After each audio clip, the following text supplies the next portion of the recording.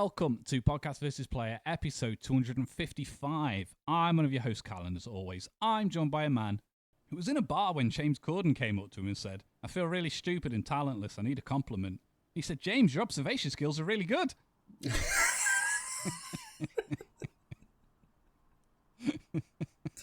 Only bloody Dan.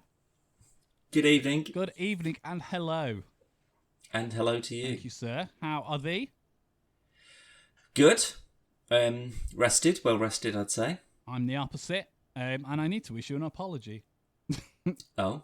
You may have noticed, Daniel, on the old YouTube, the podcast episodes have switched because I actually forgot to publish episode 253. Oh. It was just in the drafts on YouTube.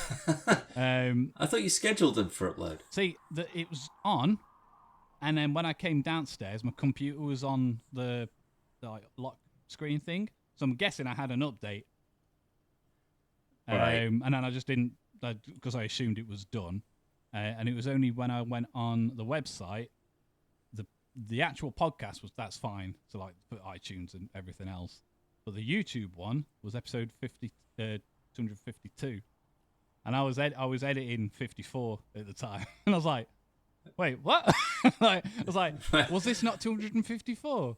And then I've checked and then realised I was like, "God damn it!" I definitely didn't realise that as well, so don't worry about it. It's all up and it's all there. It's just obviously it goes 53, 54, 52, 51, so on and so forth. Right. Okay. So my bad though. But where it counts, it was all fine. That's the main thing. So apology done, finished. Good. We've also got some old news to talk about that we forgot to talk about last time, and I promised we'd talk about it this time, Dan. And that's Gen V. Yeah, I'd forgotten about that as well. I made a note. Good. I'm glad you did. So obviously, The Boys spin-off on Amazon Prime, Gen V. We finished season 1 now, and just off the top of the bat, Dan, what'd you think? Really good. Yeah, excellent. Way better than I thought it was going to be, quite frankly. I thought it was just going to be like a teen drama that's kind of just set, like, because that's how some of it felt to a degree. You know, it's just sort of just people moaning about relationships or whatever. Like, you're all super powered, you're all fucking 19 or whatever. Shut up. Like, it's because it treads very lightly around but potentially in like a sort of a satire kind of way about the, you know, endless amount of teen dramas where it's just a whole bunch of rich people or a whole bunch of rich, beautiful people whinging about how difficult their life is. Yeah. And it's just sort of like, I don't know what anyone's supposed to get out of this. Like, you're supposed to feel sorry for them. You're supposed to feel good. You're like, oh, good. I'm glad that everything's fallen apart for you. But more often than not, in those kinds of shows, everything always works out for them anyway. Yeah. They get the big job just because they know someone that goes to the same stables as them or whatever. Same stuff. And I just despise it. But there was more than enough sort of like boysy kind of stuff in there where it was. I don't know. It did feel maybe as like watching it in a big block might help.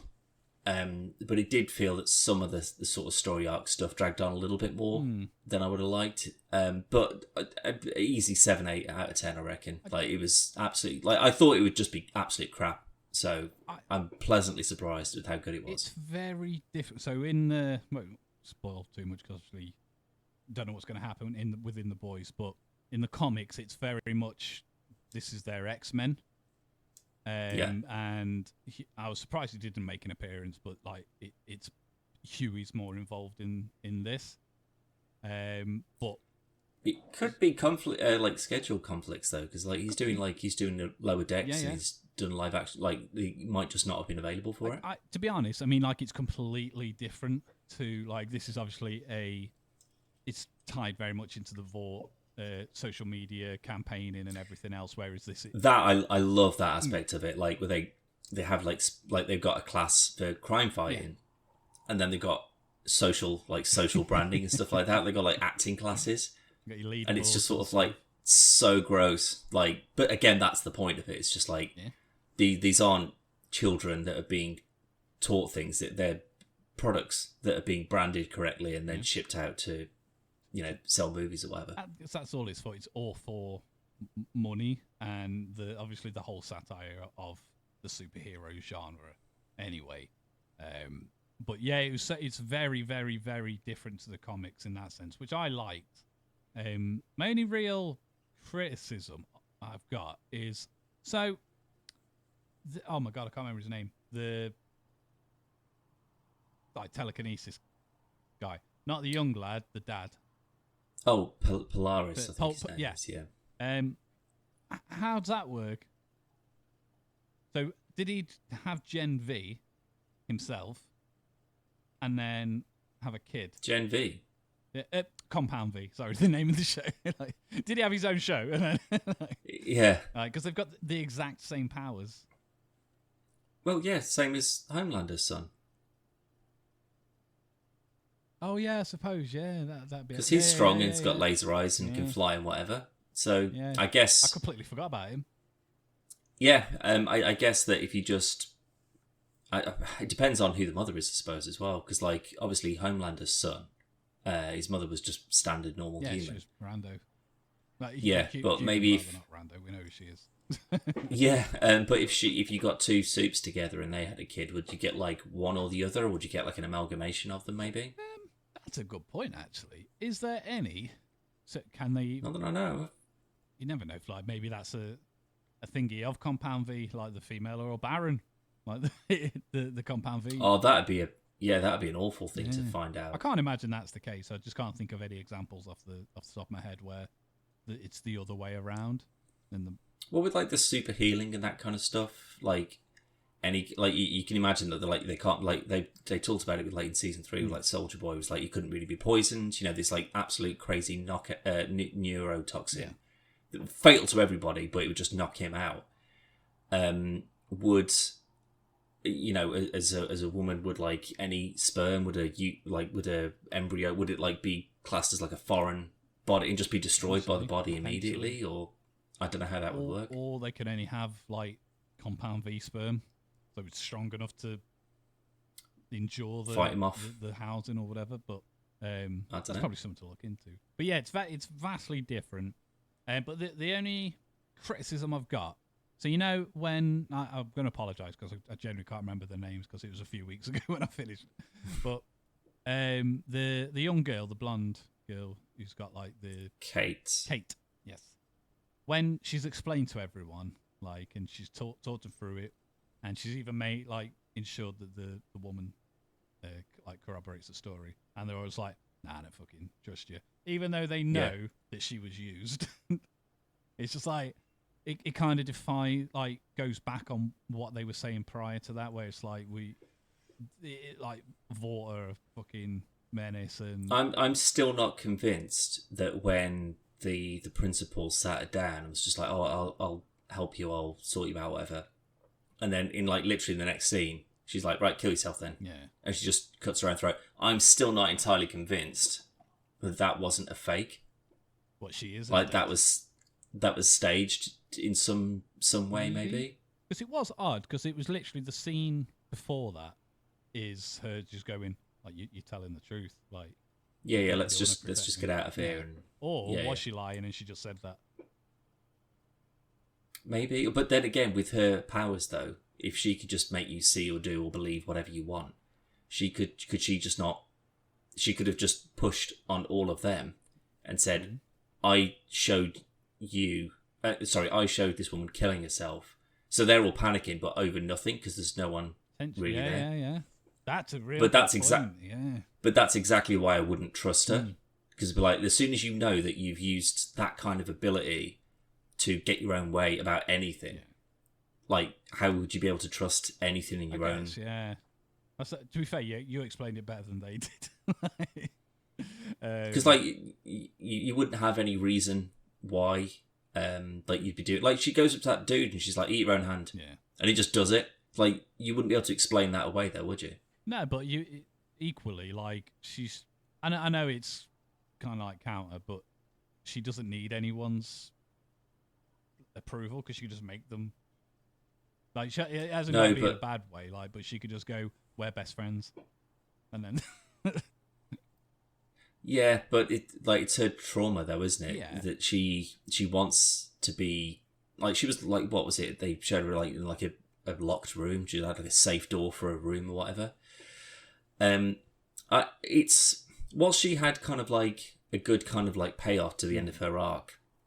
I did feel that they underused her a little bit, or she seemed very tropey in that kind of way, which I wasn't a fan of. Where she was Golden Boy's girlfriend, then he explodes, and then she's like, right, you're the second hottest guy. I'll just get with you instead. Then, like, it was just there wasn't sort of like they did explain that wasn't a new thing, was it? They did that while he was still alive.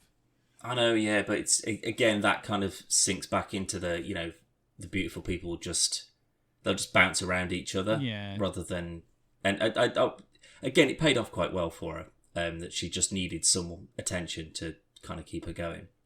That was the same kind of trope that we have in other things, where it is she was trying, she wanted to be liked, she just wanted friends, whatever, instantly evil. Like there was no the only build up we got to that was that scene where with the principal, and then directly from there it's just straight up murder. Yeah, like it's Anakin. But she doesn't convince them all to just kill everyone, though, does she? No. She just convinces them that this is what. No, but she doesn't use her powers on them. She just goes, "You've been locked up. Take it out on all the non-super people." Exactly. But I can't imagine, like, if somebody else broke into there, they could probably convince them not to do that. It's just whoever got to them first. I don't know. I mean, after you've gone through that much, sort of like you've just been locked away for God knows how many months or years and tortured and experimented on, you've been thrown infected corpses in with you just to see what happens. The fire guy, when he comes down, he's just like, "Are you a soup?" And it's just like, "Yeah, obviously I'm at the school." And then he goes to that woman, like, "Are you a soup?" She's like, "Oh no, I'm just here for the." He's just like burns her face off. Like, I did like seeing the people from the boys, like the fort, like bored and whatnot when they're in the room and trying to get to the helicopter. They were quite funny. Yeah. But again, like, why would you... At a school like that, you'd know that a helicopter would be a stupid idea. Like, so no one could just blow that out of the sky or fly next to you and do whatever. I mean, what they should have done is just gone with Homelander. So instead of taking a helicopter there, Homelander just takes them, hangs out with them, protects them. Like, you'd think that they just have like an immediate panic button that just summons the Seven. Well, yeah, because they just who did summon him there? Well, I think when when the lockdown started, I think Ashley said to new Ashley, I think, or like she was doing something on her phone, so she might have just been like, "Get over here" or whatever.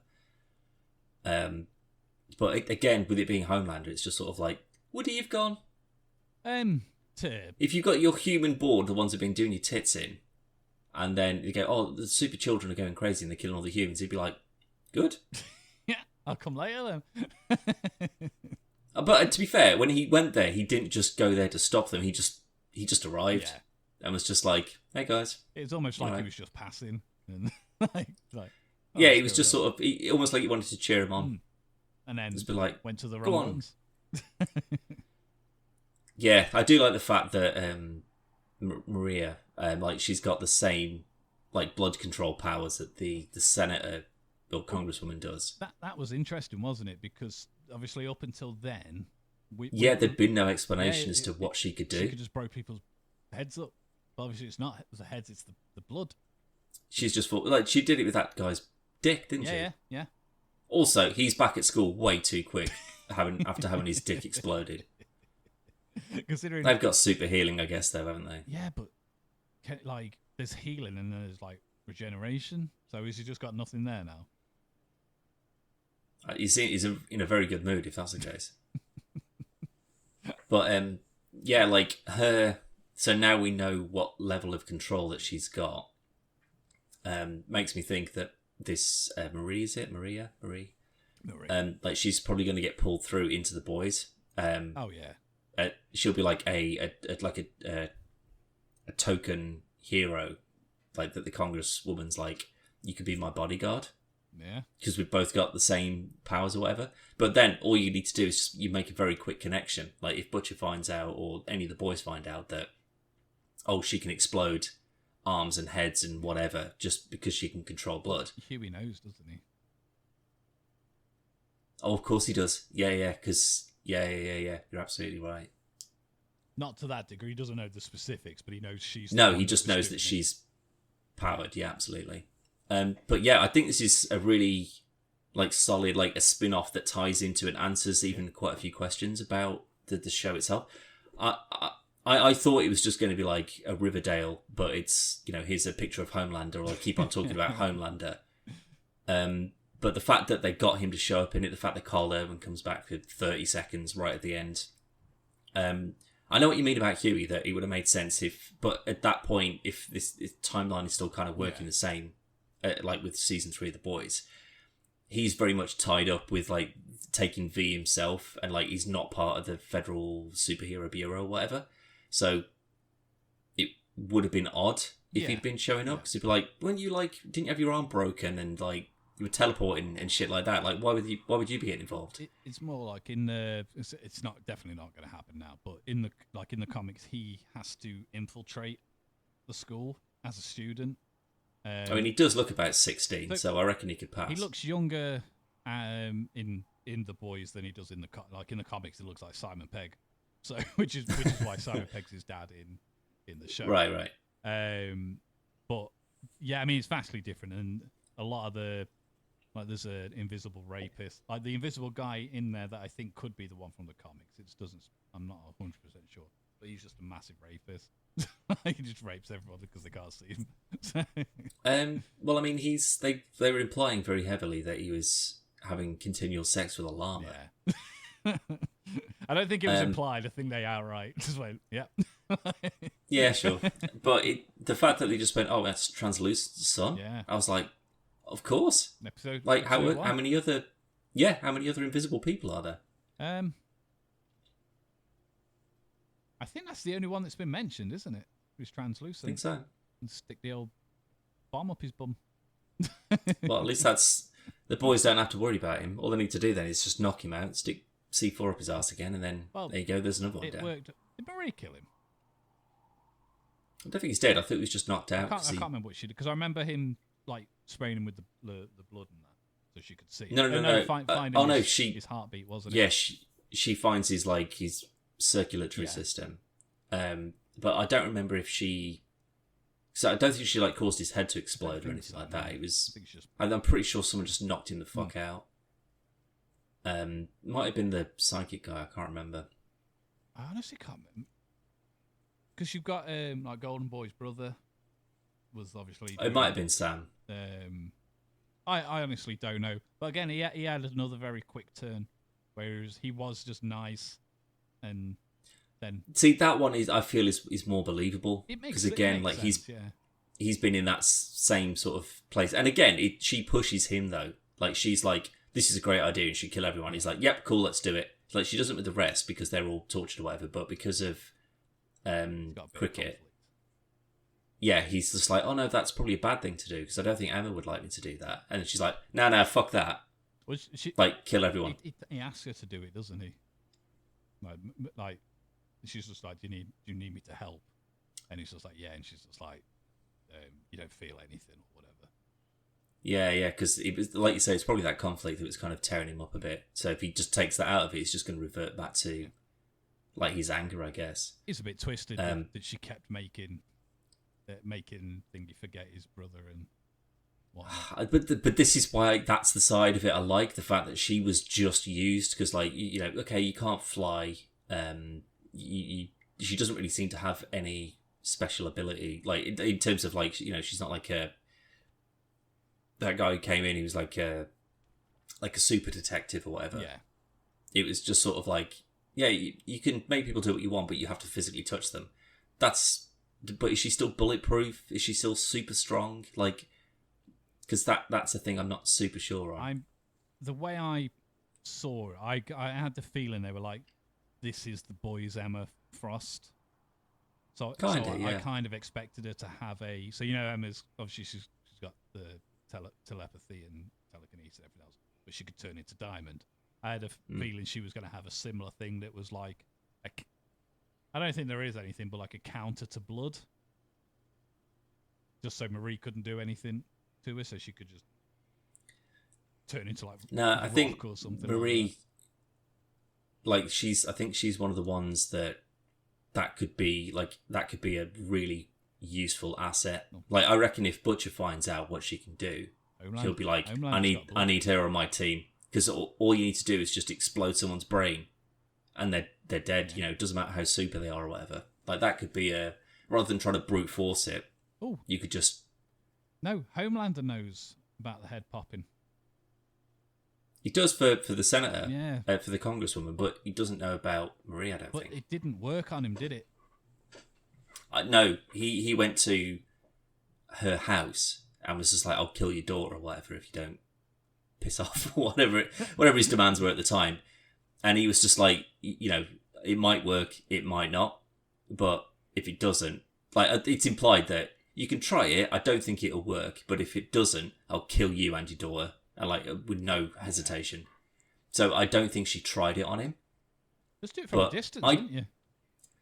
But I don't know if she's used that or if Marie's used that to, like, because it depends on like what everyone's like tolerance for like being beaten down or whatever it is. Because like I'm pretty sure like some of them have been shot and they've been killed in an explosion, which other ones wouldn't be. Yeah, I guess. So maybe there's like specific levels of toughness, but like with him being like at the top,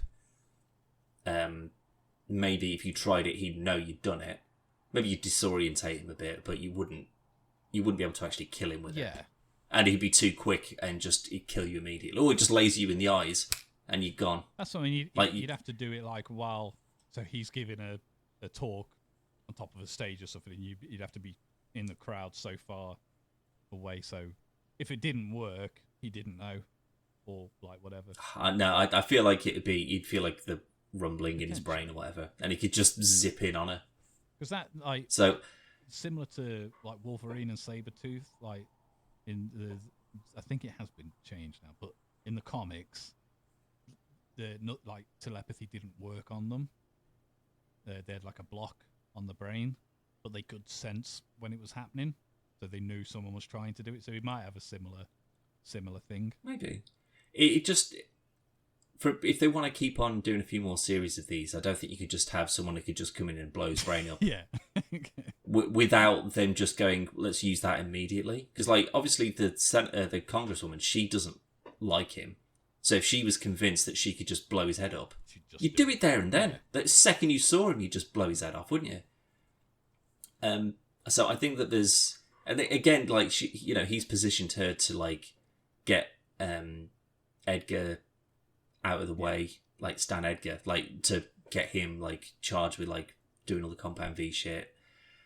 I think it's one of those ones that if they got Soldier Boy back, I suppose, haven't they? He's like under just if you can blow his arm off, well then you go, okay, well if it work on him, it'll probably work on Homelander. Possibly, yeah. So, but maybe double team them. So if they're both trying to do it at the same time, maybe it heightens the effect. I think it's good timing where we've seen the last season of The Boys, like Butcher's dying. Well, he can't soup up anymore, can he? Well, he can, but every time he does it, it's taking more of a toll. No, they said like it was like 5 or 6 doses. Was like after that you died. Yeah. So like there was a finite number of times. So like because he was told by Maeve, I think, or maybe Starlight, I can't remember, that, it was Starlight. She was like, if you use it more than 5 times or whatever, you'll die.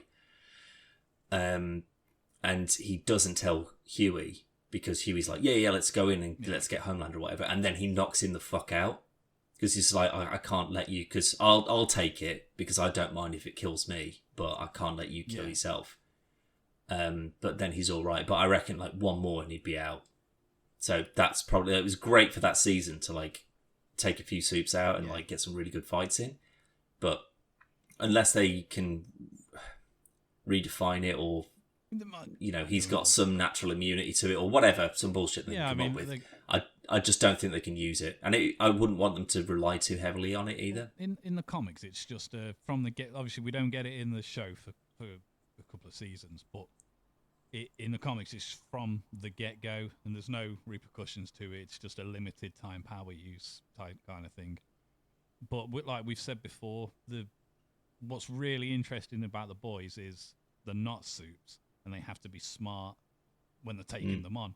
If coincidentally, Butcher managed to get the exact same powers as Homeland, and handy. That's not overly interesting, really. Like it has some good fight scenes and everything else, and to see them like teaming up to take on Soldier Boy to save the kid, it's visually very good, but it's quite poor storytelling personally. But I like the fact that now that there is a, like I said, there's a finite number of times you can do it and you can't rely on it. But I've got a feeling if they are gonna wrap it up with Butcher and that, it'll be maybe one, maybe two more seasons, and then the boys will just basically Gen V will be the boys going forward. So you got all these younger, new characters they can kind of start from scratch with, so to speak. I hope not, because I love the boys, but both Anthony Starr and Carl Urban, they're not getting any younger. No, but they both seem to be really into this. Definitely, yeah. So it's not. It doesn't. I don't get the impression anyway that they're sort of like, oh, I'm too big for this now, or like they were big going into it. Maybe not Tony Starr so much, but Carl Urban certainly was. Like he didn't have to do the show, not at all. I don't know. I'd argue say this has made him more like known, because a lot of the stuff he's done, over like Lord of the Rings and because he's not like Doom? The fucking Doom. You could have gone with The Rock was in Doom. You could have gone with Dredd or something.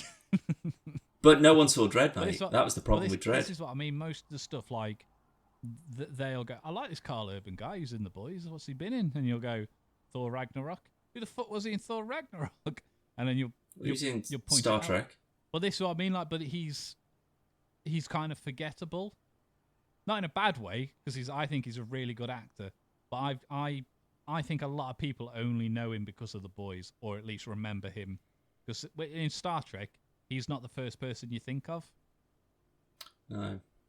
Like if he was playing the Shatner. Can't remember his fucking name. Captain Cabinets. Captain Cabinets. Can he get out? Kirk. Can he get out? What's he will? If he was Kirk, then he's more likely to be remembered. But he's kind of like a backseat character, isn't he? In comparison, whereas in this he's the main person. Same as Anthony Starr, he's been in a lot of stuff. Obviously, I love Banshee, but fucking 80% of people have never watched Banshee. So again, they'll remember him because of The Boys. So I would go out and say that this has done a lot for their careers, even though I don't think it's had a negative impact on them by any means. I'm still surprised that the rest of like all the main cast from The Boys, like I'm surprised that the rest of them haven't gone on to do something bigger, because I'm sure that they've got alternate projects and stuff like that they're doing at the same time, but nothing I'm aware of, like nothing I've seen anyway. Not that I've been looking, but it's not as if it's like, it's the Chase Chasterton or whatever his name is who plays the Deep, like he's going to be the new Tom Cruise in the Mission Impossible films or whatever. I'll be like, oh shit, no way, good for you. But it's Amazon money as well. Yeah, they could be like, oh, Carl Urban, you've done your movies and stuff like that, and everyone already likes you, but we want to keep you as part of this project. If you enjoy still working with us and kind of working on this, you want $10 million? Sure. Yeah. I'll fucking write you a check now. Like, it's Amazon money. It's in the trillions at this point. It's crazy. I mean, we've talked about it before. I think we may have actually mentioned it on the last podcast, but like, even the bad Amazon shows, in terms of what money's been thrown at them to make them look good. Yeah, they look great. They're visually very, very well made shows and movies. So to keep Carl Urban and that, just to keep them, like, how much do you reckon he got paid to do that? The cameos. I reckon he did it for free. Probably. I mean, it might have been the contract. But I'm pretty sure that they'd be filming season 4 at this point. So they were just like, oh, whilst we've got you, do you want to come in and we'll turn all the lights off, you come in with a torch, and then that's it. And he's like, yeah, sure, I'm free for 20 minutes or whatever. I'll do it as I'm just passing by. I mean, but to be fair, that might not be a scene from Gen V. That might be a scene from season 4 of The Boys. They might have filmed it and just kept it. Makes sense to do stuff like that as well. Because if he's sort of like, look, if we look at The Boys now, who have we got? So we've got Huey and Butcher, who have both had Compound V or Temp V, and let's just say for argument's sake, unless they can think of a workaround, they can't use that anymore. So they're not soups. You've got you got Frenchie, neither of them are soups, but you get them Temp V. There you go. There's a couple of doses that they could both use, although would be a massive hypocrite if he did, but whatever. You've got Kamiko. She's just had her powers given back to her, so she's fine. Starlight has given up her role in the 7, so she's probably a permanent member of The Boys.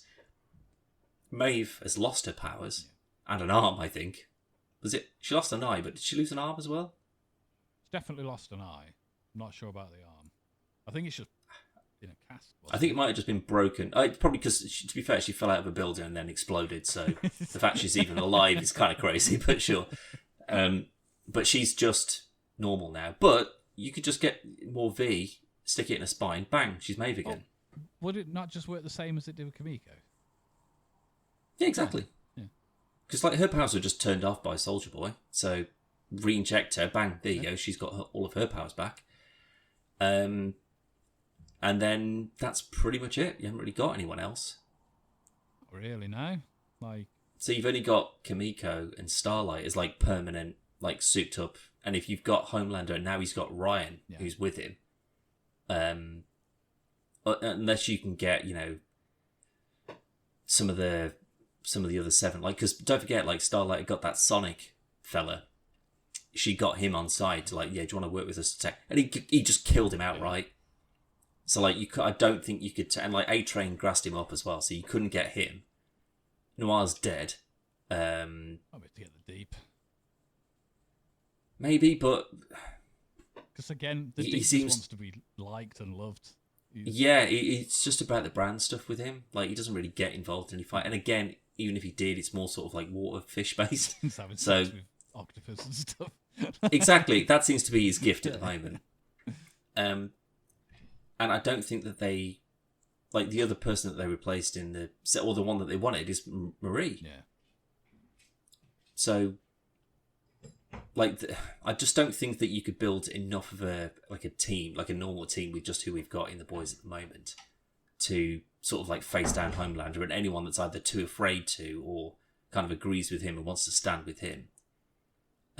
So you'd have to start looking at these Gen V characters and just be you, Marie, you're all right. But now, all the ones that you'd probably get on that team, they're all locked in a fucking basement, presumably in 4 towers or whatever. I was going to say the exact same thing as the ones that will join them, they can't get to.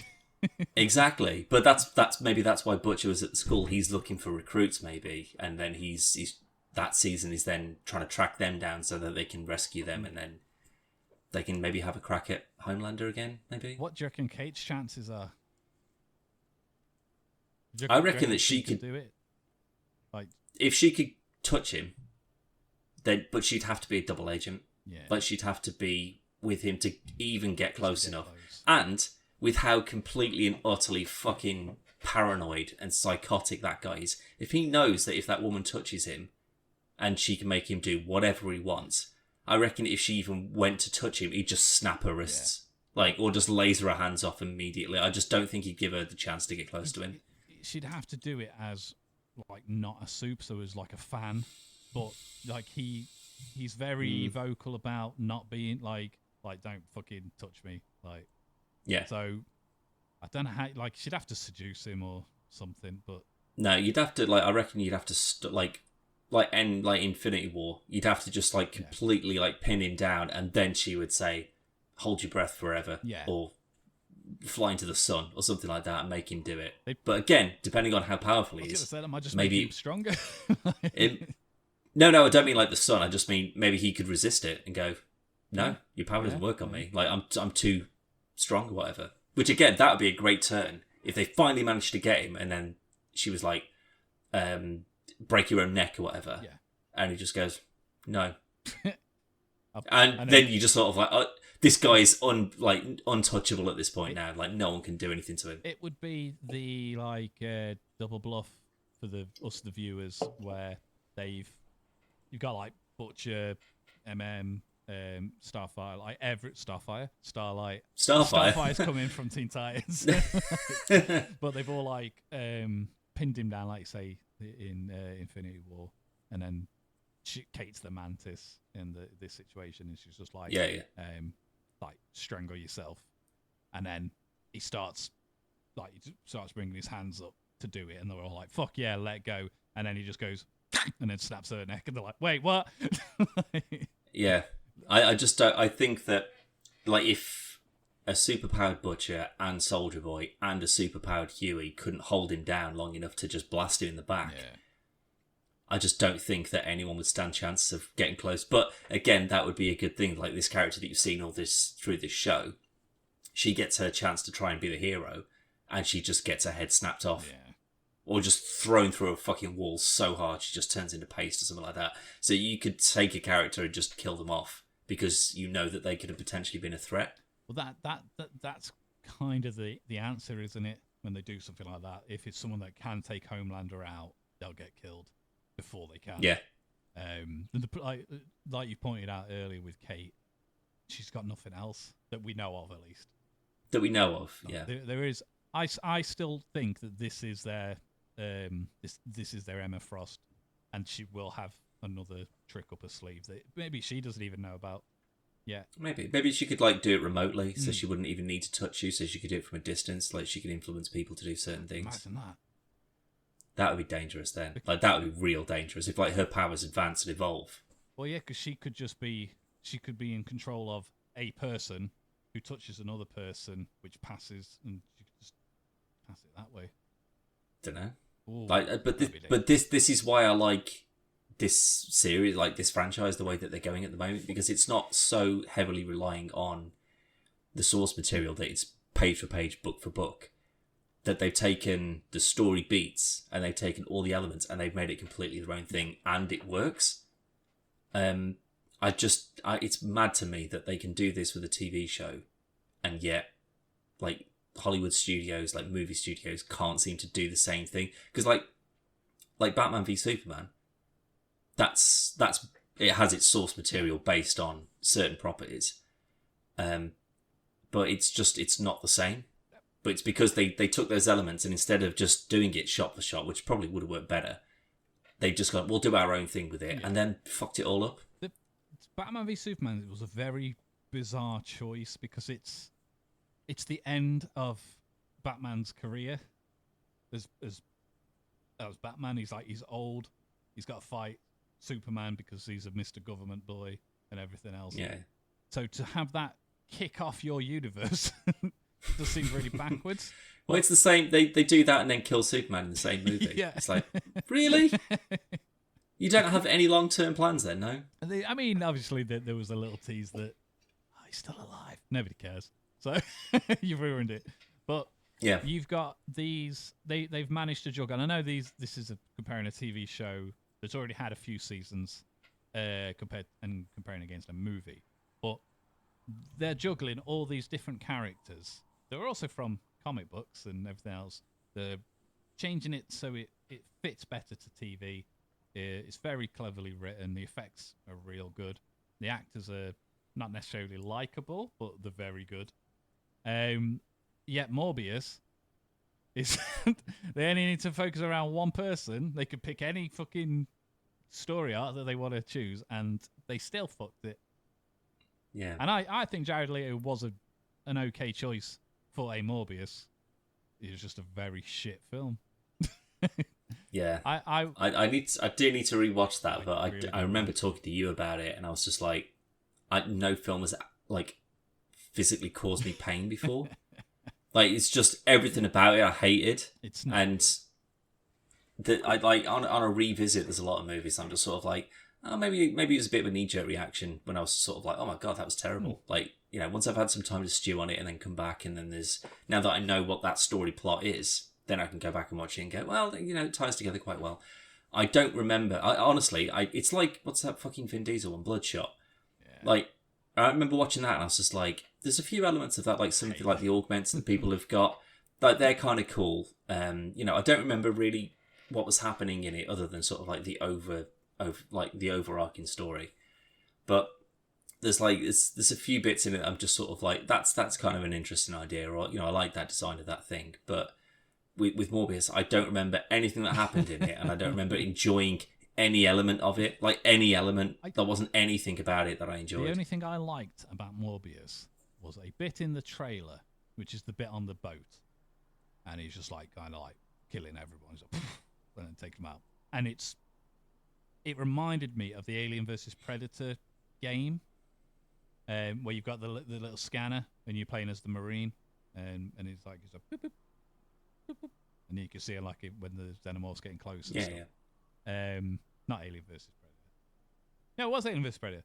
It was just different mode. But the film Morbius is just really, really, really bad, and it just stinks of Sony's lack of understanding of how to make a not necessarily a Spider-Man movie, a comic book movie in general. Because even if this wasn't based on anything, it's fucking garbage. Yeah, the same company can make Spider-Verse movies. So at what point have they not just gone, right, I know you're animators, but you seem to have got a good grasp on writing an original story. So write us a fucking story. It's baffling. Yeah. I was watching No Way Home at the weekend because it's on Netflix. And I said to Logan, like, have you watched No Way Home? And he hadn't, so we watched it.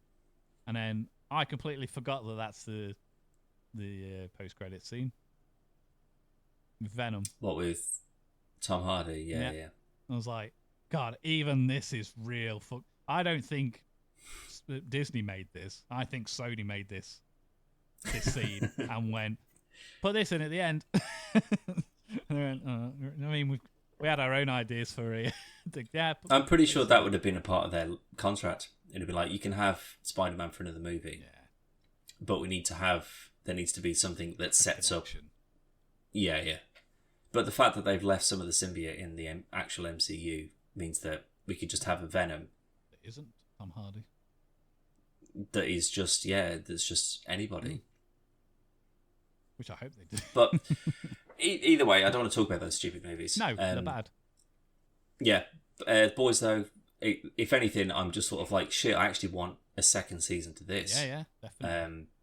Like, as an addition, like a sort of like a parallel to season 4. Like, I could watch both of those running at the same time, and like then certain elements cross over. That'd be great. I don't know about at the same time, but I'd be happy with, so similar to how Disney Plus does it with their shows. So you'll have like the Mandalorian's on now, and then the next show maybe it's a Marvel one rather than a Star Wars one. But now we got another season of Obi-Wan or whatever.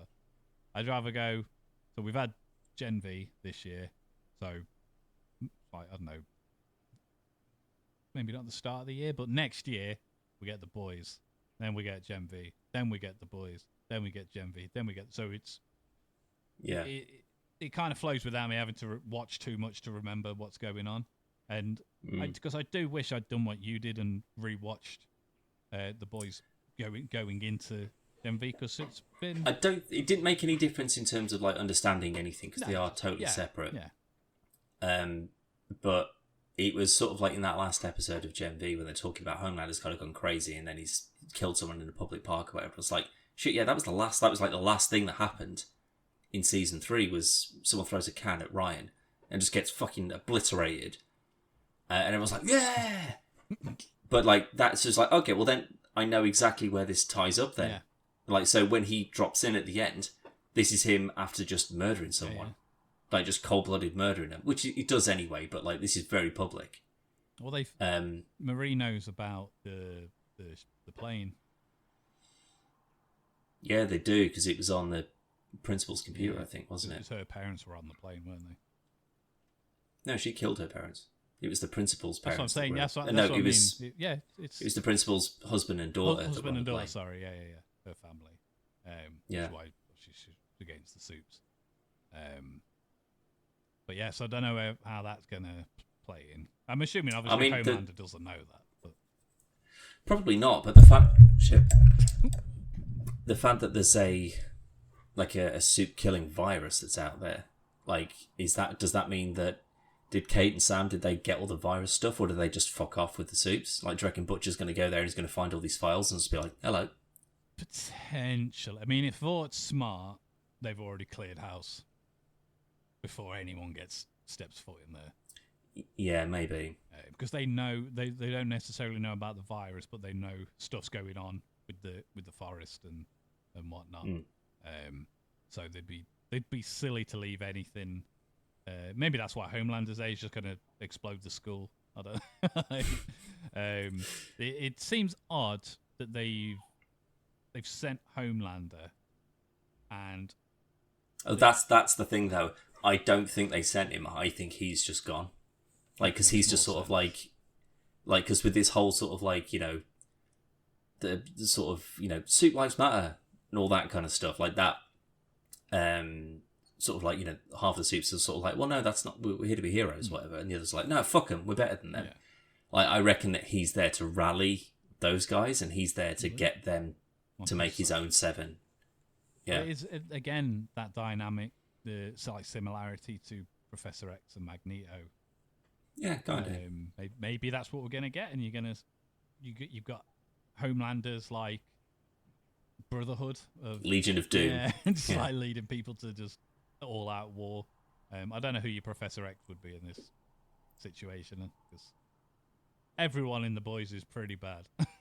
Like, very much open. Maybe you get what's her name, Grace Mallory. Definitely. She ain't gonna be Professor X, is she? Yeah, she'd be leading them, and just like, right, you know, this is how we can go about taking all these guys out. I mean, don't forget, she's the person that put the boys together. Yeah, exactly. That's what I mean. Like, she's sort of like, fuck the Supes, I hate them all. Like, if anything, if anyone's going to get their grubby little mitts on a virus that will kill them all, it'll be her. Well, she turned it down, didn't she? Principal goes to her when they're in the alley. Oh yeah, you're right. Yeah, they have had that conversation, haven't you? And that's probably why I bet. There. But that's the thing. I reckon she would have changed her mind. She was like, "Oh, all the Supe children have gone crazy," and then Homelander's turned up, and then he's the ones that were trying to help people. He's put them in a bunker or something. Maybe this isn't such a bad idea. Or maybe we can weaponize, so it's not like just an aerosol thing that you can just put in a room or like spread in the air or whatever. It's like you've got to inject it or something like that. Yeah, and then it will kill them and them alone. I don't know. You kind of need it to be airborne, because I don't think you could inject someone like Homelander. I don't know. You put it in his food or something. He still eats and that. I suppose you'd have to weaponize it, but in a specific kind of way. You'd have to like do. There's a certain bit in Spider-Man 2. I won't spoil the thingy, but there's a character and you can't get through the skin, so he has to be smart, and he puts it like in the roof of his mouth. Yeah. That's flesh. So yeah, I suppose you could do something like that with Homeland.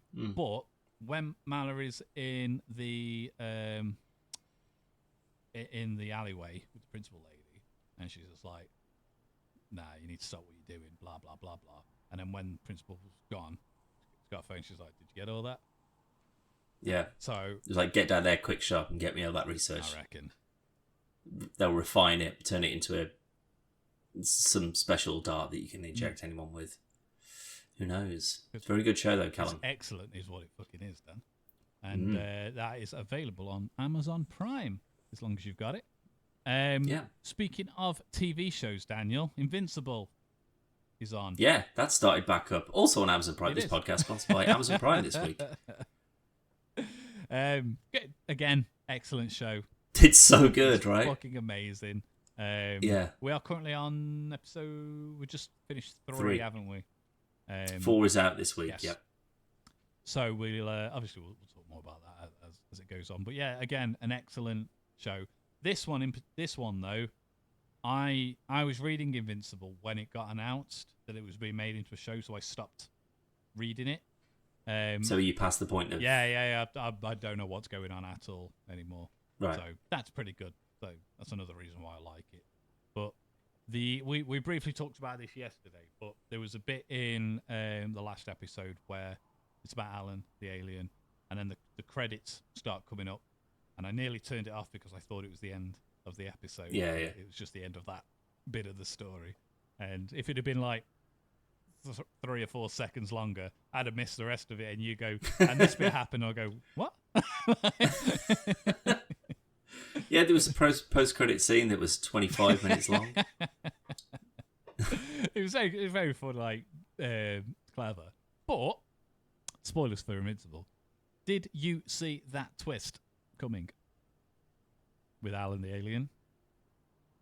So after he's had the shit kicked out of him by the 3, I forgot what they're called. Viltrumites. And then he's in his hospital bed thing, and then the counselor guy's just like, "You go get some rest. I'll keep an eye on him." And then it turned out that he was the fucking he's the mole after all. I wasn't sure. No, because that's the thing. I don't think he's the mole. I think he's trying to keep everyone safe. So I'm not sure, because I assumed it was the woman that he was seeing. That was my original thinking.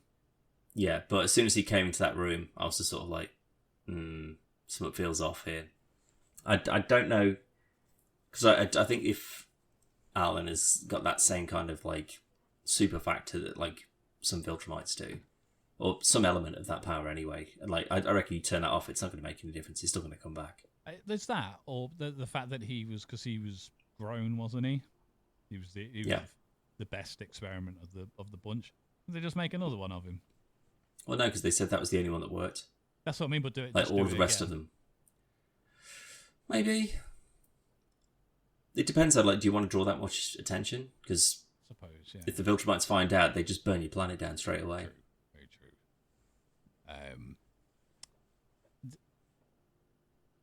There's another thing I was going to say. Yeah, the ending, where we get to see Pops again.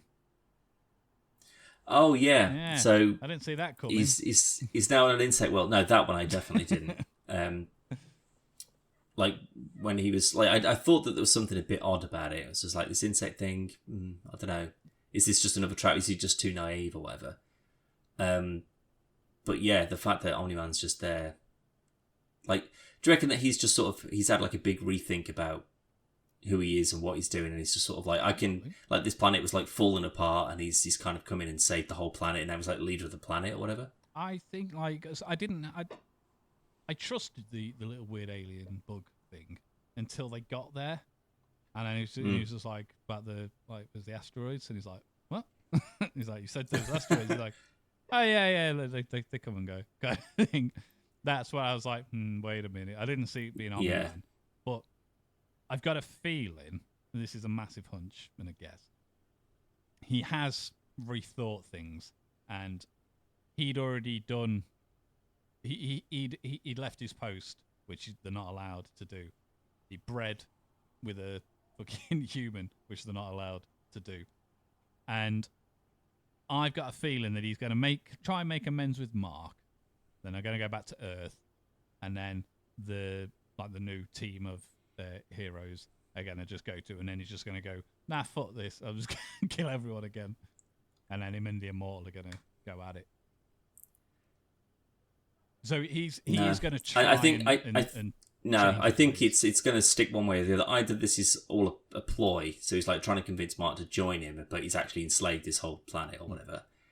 And if you can get him on side, then he can kind of talk him round into, but this is what happens when a Viltrumite takes over a planet. Look how brilliant everything is because I've taken over it. Let's go back to Earth together and we can actually do the plan.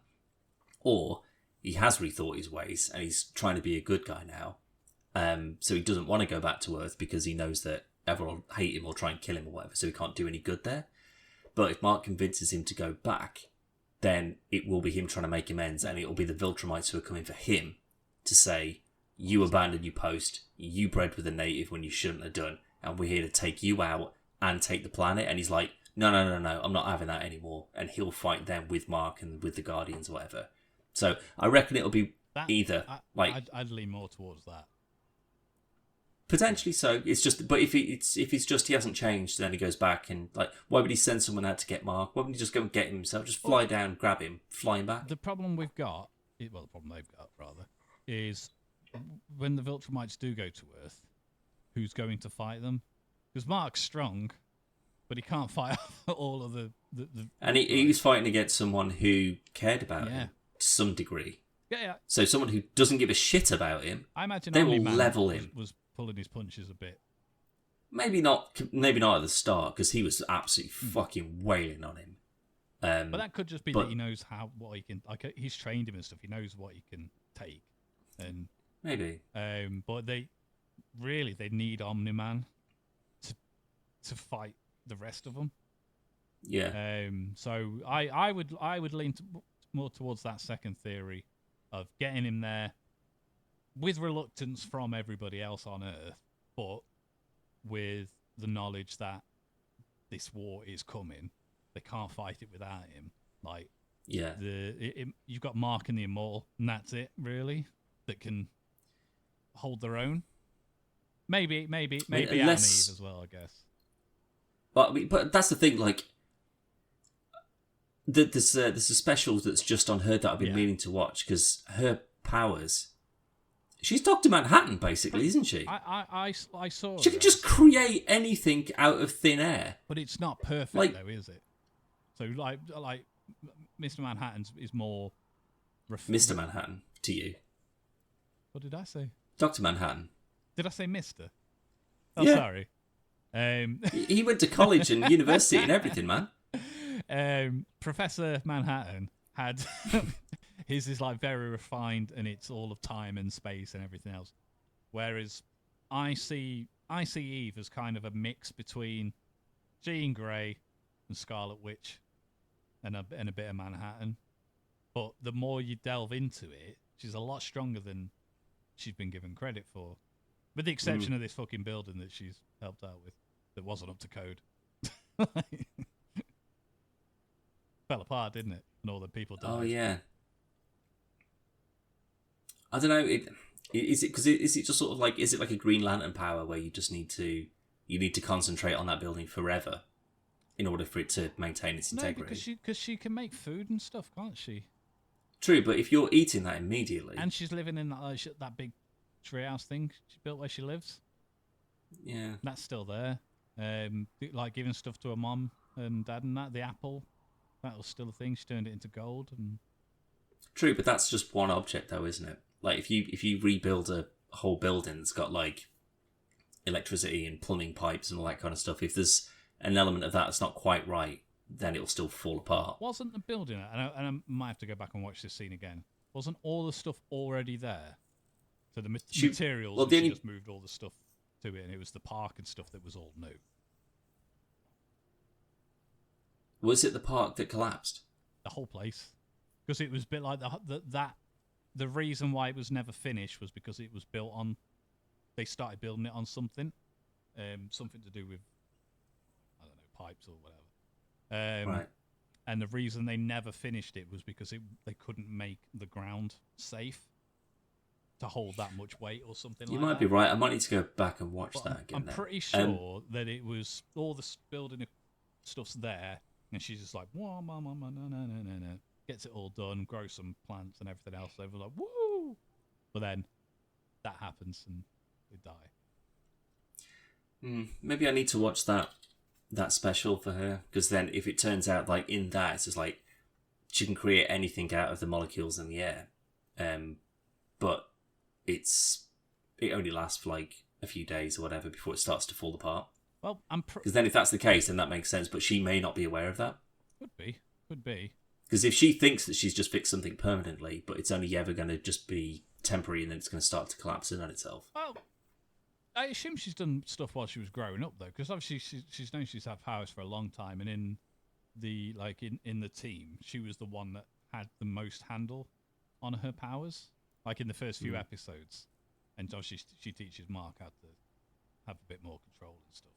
So I imagine she's made stuff over the years, like whether it's clothes or toys or what that she's probably still got. Yeah, maybe. But again, that's a guess, but I'm pretty sure the Adam Eve spin-off, it's an interactive thing rather than just sat and watch. Like, you don't just sit and watch it. I think you have to choose stuff. Oh, I thought it was like an origin. I could be wrong on that. I could be wrong. Because I'm pretty sure it's like an hour long. Well, not an hour long, but it's like 48 minutes, whatever. It's like a normal episode length. I'm sure it's like interactive stuff, like a motion comic. I'll watch that tonight. Then I'll let you know. I keep meaning to watch it.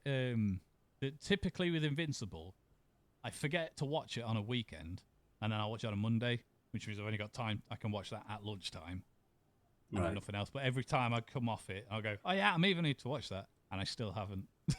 No, I meant to do it before this second season started, but I'll make an effort tonight and do it. Say, let us know if it's worth watching.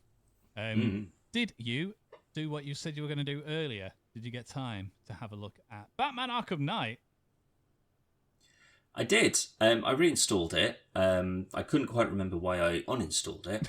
Went into my New Game Plus mode, and he turns around immediately, walks backwards, then the game crashes. Oh, okay. So I was like, oh, I remember this. It just got to a point where it would glitch, break the game. But I went into like my just standard, like the over 100% completed, like normal mode. That worked fine. So that game is like that new plus one. Is just fucked basically, and I can't seem to find like a load list. It just takes you into wherever your last save was, which means that I potentially can't fix that, which is really annoying. But I did have a look through all the Batman costumes, and no, there was no Robert Pattinson Batman costume in there. Is it not? So that trailer was there's one that's locked that I can't see. That's probably that one then. It might not be Could out. very well be. I just saw a thing that said like. No, but there's pictures of it on Steam. Oh. Like, you know, like the community boards or whatever. So I don't know if those are things that people have just added because it's due to be added or something, but there was no notification, like no... Because it was added just before Halloween originally, and they took... Rocksteady took it down the same day because there was something wrong with the suit. So they literally added it and then took it like an hour, 2 hours later. And then I saw that trailer. Like, I think I saw it on Saturday originally, but I watched it today. So I assumed it had been added, but clearly not. So I apologise. At least not with the one that I can see, anyway. Because I had looked through every single costume that was on there. But no, that wasn't. Annoyingly, did you watch the trailer? No, I didn't know. So it's called the Brutal Combat trailer. Now, from how it looks, the combat's the same as it was. They haven't added anything to it. No, of course it will be, yeah. But it's the music from the Nirvana cover. And then it's like Robert Pattinson and whatnot, and his voiceover and everything else. And it looks very good. Like, visually, it's a very good skin. Obviously, his cape is more like the Robert Pattinson bat symbol and everything else. But then at the end, he gets in the same Batmobile. Not his Batmobile. I'm like, God damn it. That's the problem, though. You can't... I don't know, because they've got the Tumbler and they've got the 89 Batmobile, which aren't the same sort of like specifications as like the Bat Tank thing that he drives around in this. But that would just be a car. Yeah. So maybe it would be just too small to just... I mean, you need it for the specific missions that you need to use the different versions. Well, no, because it does revert back. Because, like, I've zipped around in the 89 Batmobile and the Tumbler and stuff like that, but you can't do any of the missions where you need it to be a tank. You need to change it back, or does it automatically? I can't remember. Because I've got the Batman v Superman car. Yeah. But that one's quite good, yeah. Does turn into because it's basically... No, it doesn't. Does it not? No. I remember that wrong. I haven't played Arkham Knight since I finished it. But there's... So any of the other than the ones that is just changing the Joker skin on the Bat Tank thing, that you can use. But any of the ones where it's like the Dawn of Justice one or the 89 one, like they haven't got...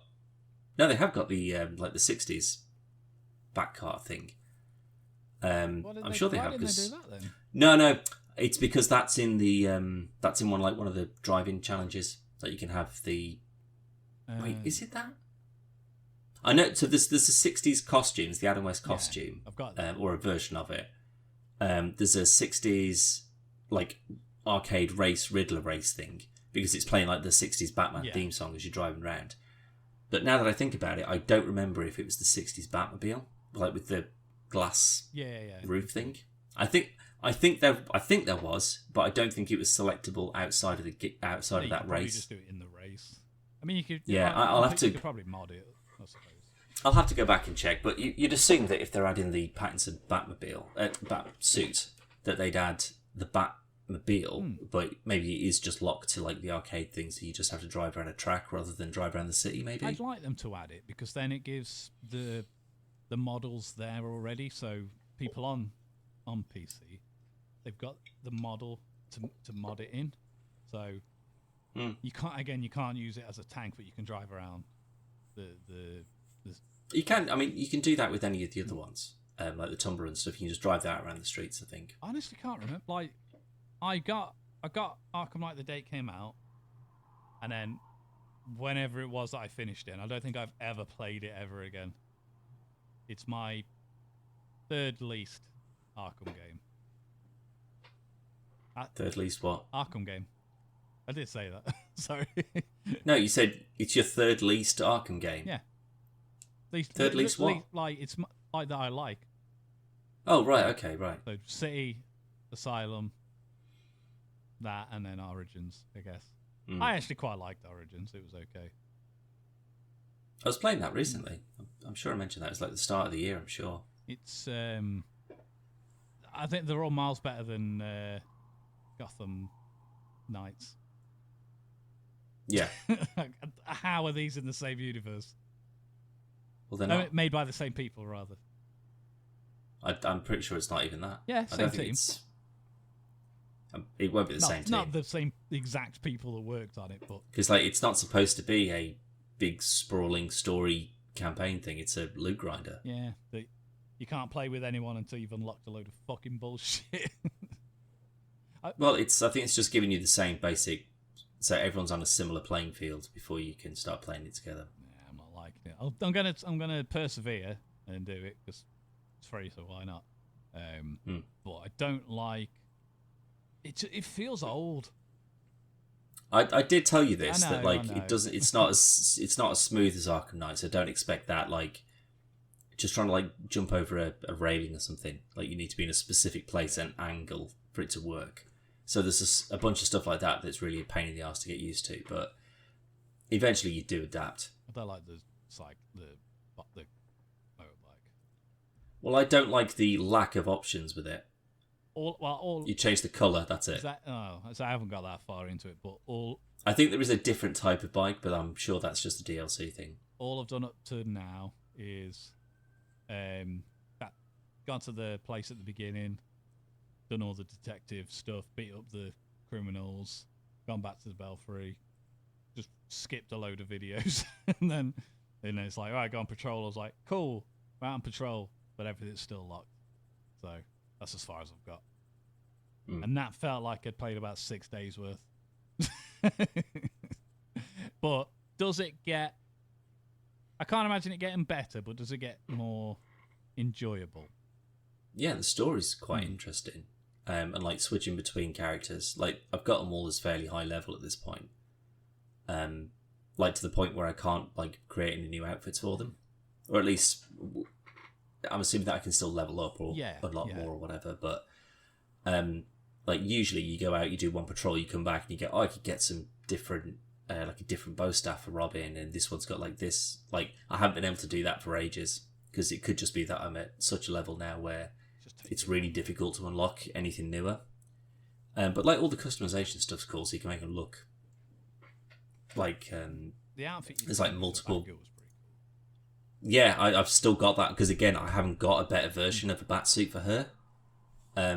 But what I would like is because there's many different costumes, but they don't carry over. So like you could have a really cool looking one and then unlock something better, but then you couldn't just have like elements of the older one. Like when you unlock a suit or build a suit, you should be able to like mix and match from like 600 different variations to get like your cool looking batsuit. That would be interesting if you could do that. But I think that once it came out and it kind of tanked, they've not really looked at developing anything further for it. I can't blame them, to be honest. Like, I haven't seen anything favourable for it. It's fine. That's all I could say about it. It's fine. Like the combat stuff is good, and I know there's a lot of like team up combat stuff. So like you'd smack someone and then I would kick them, and like there's a bunch of like finisher moves and stuff like that which are really interesting. So like like in Arkham Knight and Arkham City, I think, where there's whenever you've got like Nightwing or Robin or Catwoman around, like you can trigger a finisher that they will get involved in. There's a bunch of that, so that would be kind of cool to see all that. It strikes me as something that I will enjoy infinitely more playing with you rather than playing on my own. I'd say so. Yeah, it didn't help, and this is my fault, but it didn't help. Whereas I've put it off, not through choice, but I've put off doing it because something else popped up. Or we're going to do this, we're going to do that. And when I sat down to do it, I knew I was already restricted with time, so I'm just like trying to rush through it. So that hasn't helped my overall opinion of it so far. But I think it's got potential to be a fun game. But if it was single player only, I'd definitely not touch it ever again. No, I don't think it would be. I don't think I would have done if that's the case. But it's something that we'll get to, and we'll do some videos on that. But we also had a new show that came out last week, Callum, that you've not mentioned. Scott Pilgrim. Pilgrim takes off. And it's bitching. It's fucking amazing, is what it is. It's so good. Like, the music's incredible. Like, the voice acting's great. The new story beats that they've gone through for this whole show. Like, the animation's amazing as well. Like, again, it's one of these where I'm just sort of like, I don't have a problem with any of this. Which is you can usually pick something that's like a little niggly thing, but there's not a single element of this that I don't enjoy. I 100% agree. I do have some slight pickups with it. Mainly, while some people get a little bit more limelight than they did in the movie, people like Knives get a massive downgrade in their overall, like, there's no development at all for her. And I know people watching this have ultimately watched the movie a million times. They've read the books a million times. They don't need this extra interaction, especially if the it's the same. Yeah, like Steve and Knives, Scott. Like, you know who they are. Yeah. They've been main players. You don't really need to build up to them or like talk about them anymore. But I like to see this sort of like the all the new characters and all the stuff that they're doing with the new characters, and like looking into G-Man's history and that kind of stuff. I know what you mean about like Knives kind of being a bit of a side player, but it like what she was busy, and they were just sort of like, well, we have to animate a certain amount of stuff, and if you're not going to be free to voice it all, then we're not going to spend time on it. Exactly. Yeah. Or they just went, well, there's just not much we can do. She was his girlfriend in the movies, and she's not, because he's not going to be in the anime, so there's not really much for us to do. Yeah, I mean, at this point in the spoilers for Scott Pilgrim Takes Off, by the way, but at the point of in the movie where she would get that extra development, that doesn't happen because Scott's dead. So yeah, so it makes sense from a like story point of view, but it's more of a, I don't know. In my head, it's my way of saying you could have gotten another 12 episodes out of this. Well, they set themselves up for a second season, so what's to say that, you know, some of the ones that maybe didn't get as much of a play in the second season and in the movie, they're going to get their time in the second season, in a second season of this. You know, I hope they do another one. I don't know what the development time for this was, because realistically, we only got a very brief trailer last year. No, it was this year. Was it this year? So it was this year. It definitely didn't take a few months to make. So, but no. I mean, there's so much in the books that aren't in it, and ultimately, it's just going down the Evil X road. But it was the only criticism I had of the movie, where they just kind of merged everything into one film. Like we said before, I'm glad they did that because the film made absolutely zero money, so it would have just finished on a cliffhanger. So exactly, yeah. So that was good, but I like that we've got the movie that tells a story, you've got all the books that tell a story, and you've now got the anime which tells a story, and they're all different and they're all good.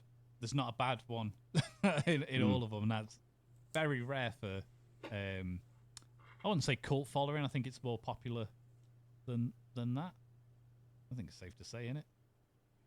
Maybe.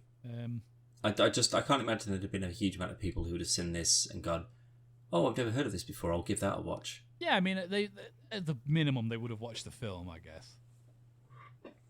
Yeah, Maybe I mean that was the books, but I don't know, because I mean even then that would it have been super popular back in the day? I'm going to see what we're looking at the moment for Rotten Tomatoes scores for Scott Pilgrim, and 2%, I reckon.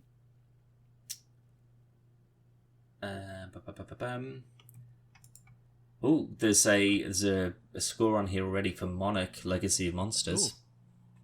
Bad, good. I thought that wasn't out yet. Oh, no, very good, 85. That's all right. Yeah, I can live with that. So season 1, Scott Pilgrim takes off.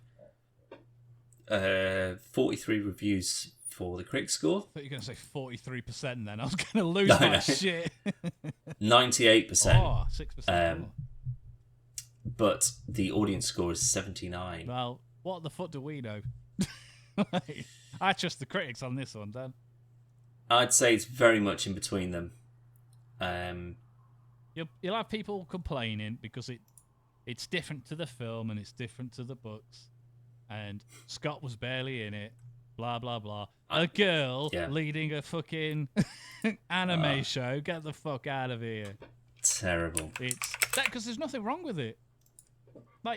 Some people may prefer the books and they may prefer the Interesting. It seems that we seem to be more on the critic side then, because I've just had a look at Gen V as well, and that's got a 97% tomato meter, but then a 76 on the audience score. Out fucking outrageous. So I'd say that is Gen V is definitely in between those two. I'd be happy with that, but yeah, Scott Pilgrim's it was a little bit low for the audience side of things. Anyway, this way. Like the guy made it, like O'Malley, who made Scott Pilgrim, he made this. So like he's got other things out. There's a really good thing about time. I'm sure it's about time travel, and I've never read it, and I keep meaning to. Well, that's meant to be very good as well. But this wouldn't be out if he didn't like it. And yeah, there's nothing about it that you don't sit there and go, it's not really Scott Pilgrim, is it? It's 100% Scott Pilgrim. So I don't know. I can see a lot of people. I'm not going to dig into the reviews, but I can see a lot of people complaining that Ramona's the lead and stuff like that. Well, just so you're aware, Monarch: Legacy of Monsters, episodes 1 and 2 came out the 17th of November, and episode 3 came out today, the 22nd. Looks like we need to buy Apple TV, Daniel. I'll find it somehow, but that show looks like it could be actually kind of great. I think the trailer looked really, really good. We brought it up not long ago on the podcast. Deciphered when it was going to be out. I have, with my mobile phone contract, I get free Apple Music. So I switched over from Spotify to use Apple Music, so I don't have to pay Spotify anymore. But also, I didn't know I had Apple TV. And I was like, I don't need a device for that. It's just an app. Oh. That you can get it on your phone, you can get it on your TV, on your PC. If you've got the app on your TV, you can do it on there, whatever, PlayStation, Xbox, all that stuff. I didn't know that though. And it was only when I think up, and it was just like, hey, it's your trial for Apple Music. I think it was only like 3 or 4 months for that. Not Apple Music, Apple TV. Yeah. Music's just forever.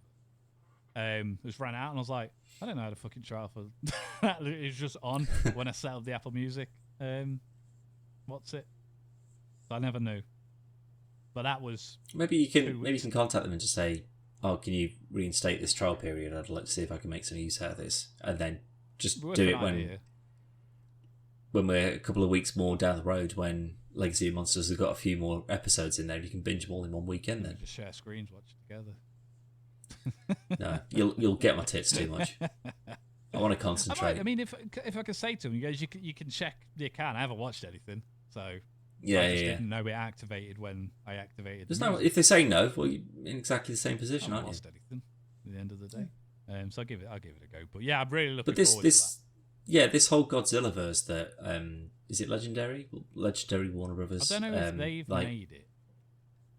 Oh, I don't know. No, I just mean in terms of the films that they've done. With King of the Monsters and Godzilla versus Kong, I think the first one was kind of, I wouldn't say I wouldn't say it's a bad film. It's a good film. It's a good monster film. Yeah, I really like that one. Aaron Taylor Johnson. Yeah, he's his son. Yeah, not Godzilla's son, Bryan Cranston. That would be a hell of a twist. But even that was just sort of like, it wasn't all monsters all the time. It was. I mean, I'm glad. I'm glad that they've just sort of gone. We'll get rid of that human element, or at least that family connection to them, or whatever. Even though they're now focusing on the Millie Bobby Brown and the problem is though with the first one, it's Jaws, it's Aliens, where it's all about the tension. And Bryan Cranston, and there is real good tension in that, and it works. And I'd like to see Godzilla before we do see him, but it works. Whereas focusing on Millie Bobby Brown and stuff, it's just annoying. And I watched Kong versus Godzilla, or Godzilla versus Kong, whichever it is. Probably not that long ago, about a month or so ago, and I'm not joking.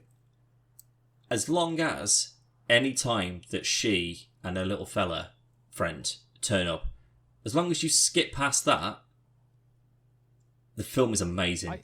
I would quite like to sit and edit that film. Just take them out. Because there's probably only about 4 or 5 scenes where they're actually mooching around doing something. Because it's all conspiracy podcast bullshit, and it's nonsense. The only aspect of them being involved that makes it any difference is when they pour water on one of the consoles, which fucks up Mechagodzilla. But you take that out and just have Kong and Godzilla team up and kick shit out of it until it's dead.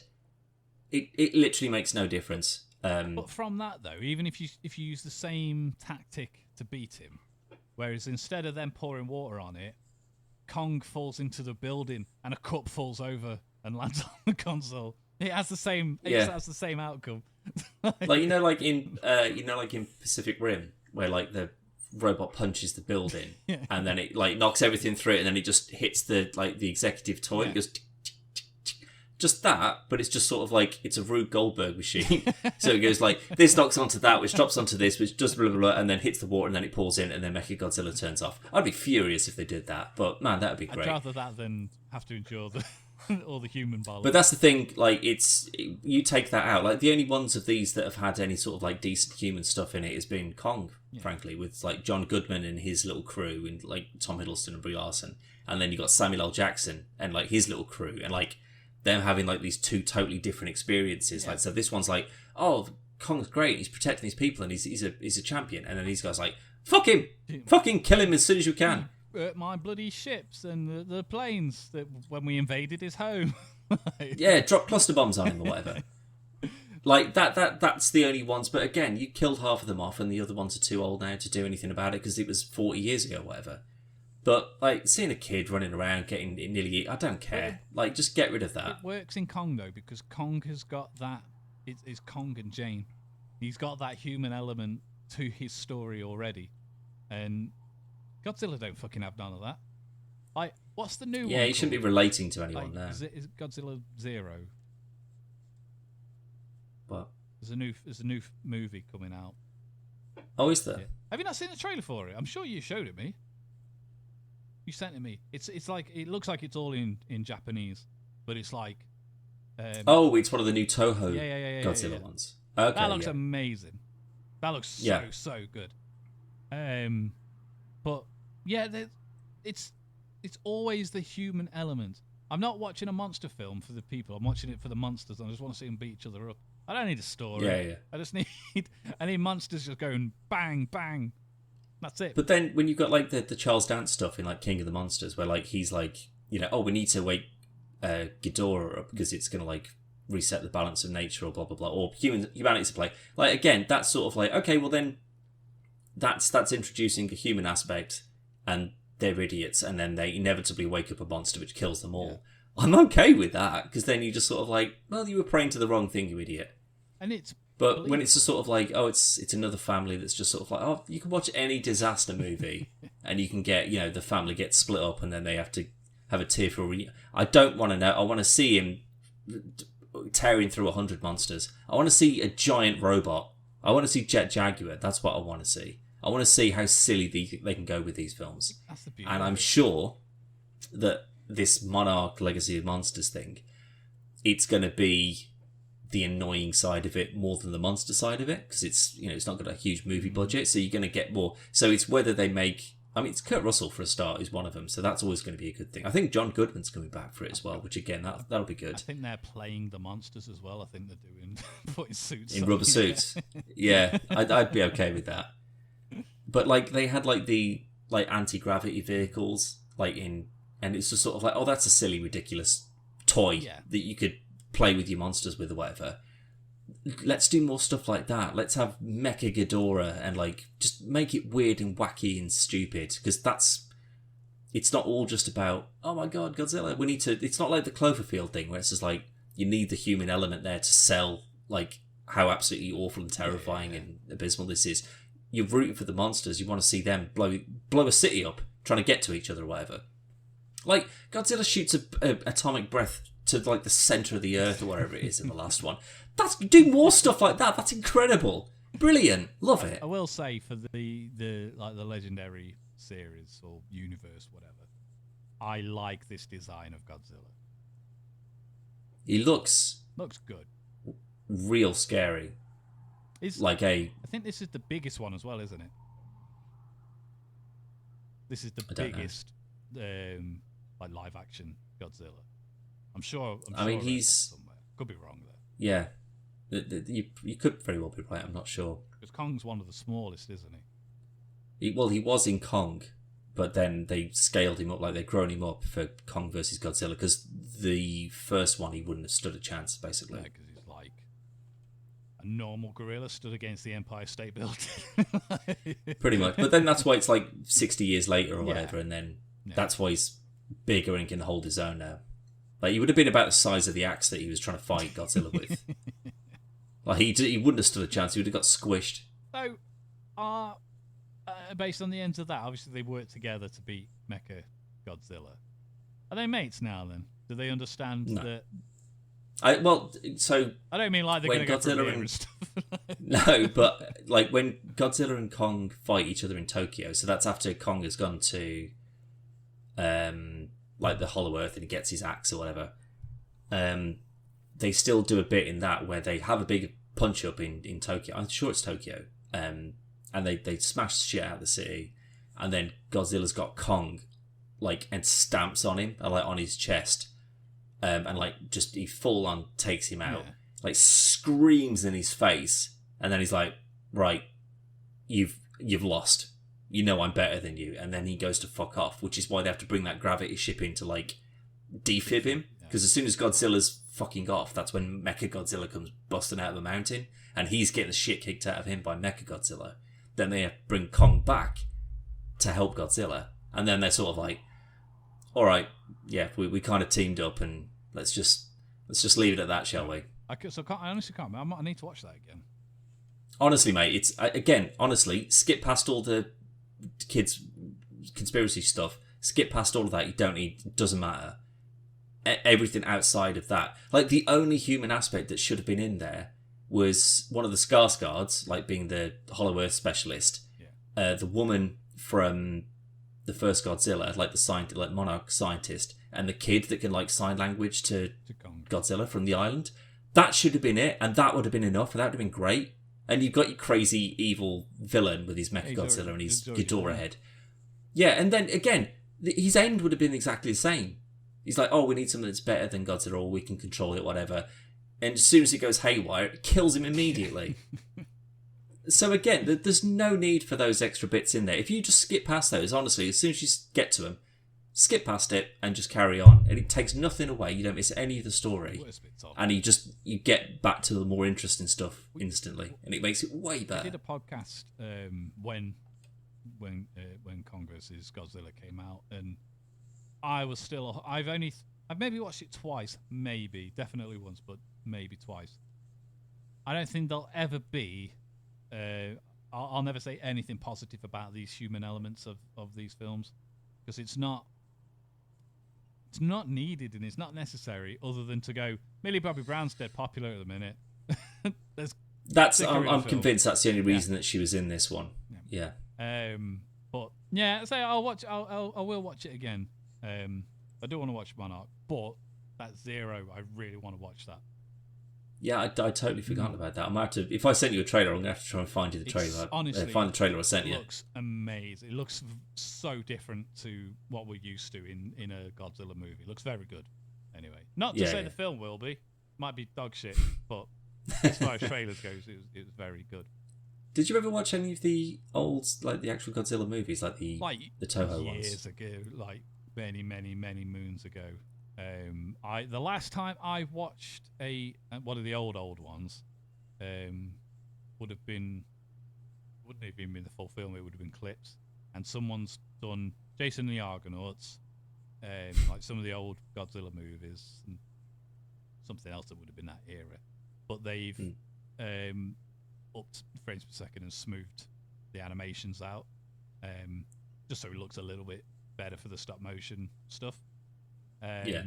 But they've done the same with Godzilla, where they've just like kind of smoothed out some of the transitions and the way he moves around and stuff, so it just looks less like a dude in a suit. But yeah, I can't remember the last time I watched it, but yeah, I've definitely seen some back in the day.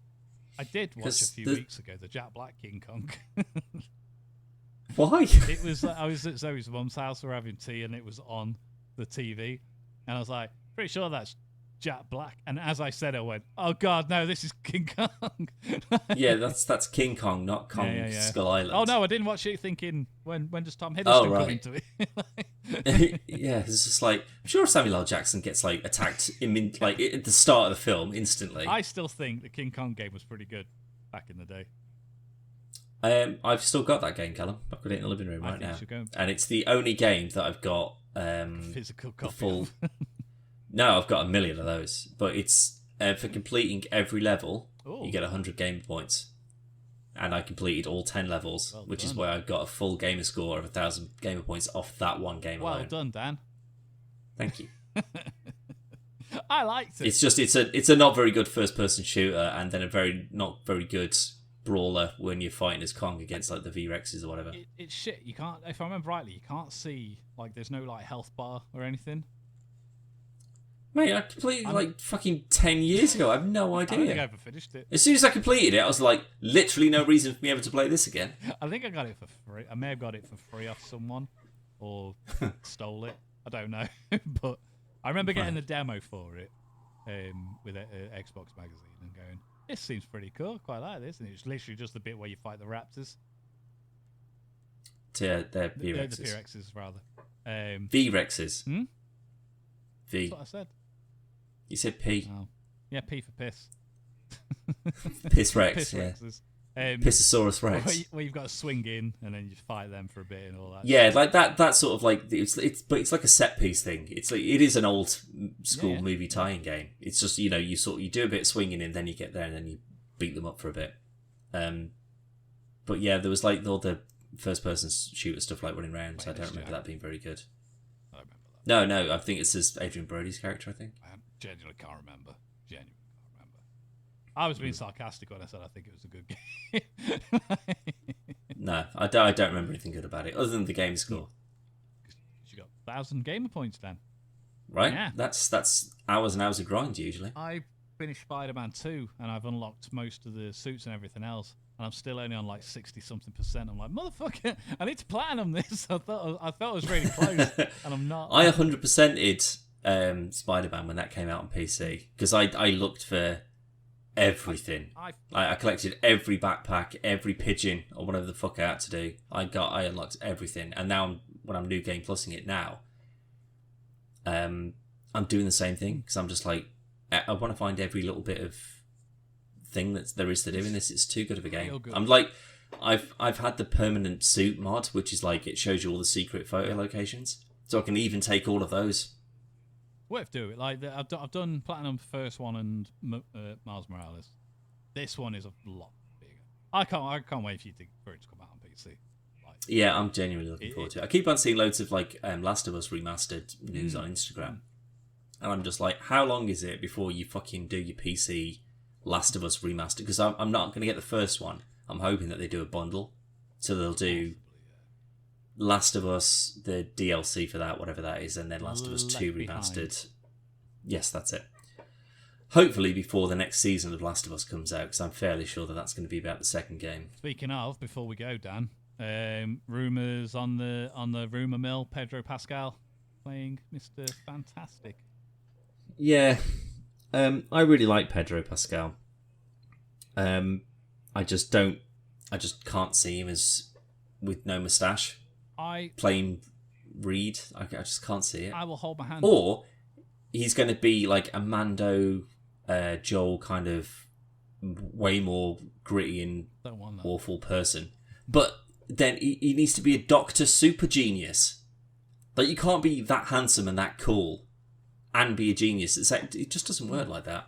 I mean, Krasinski, he looks like a big dork, even though he's shredded.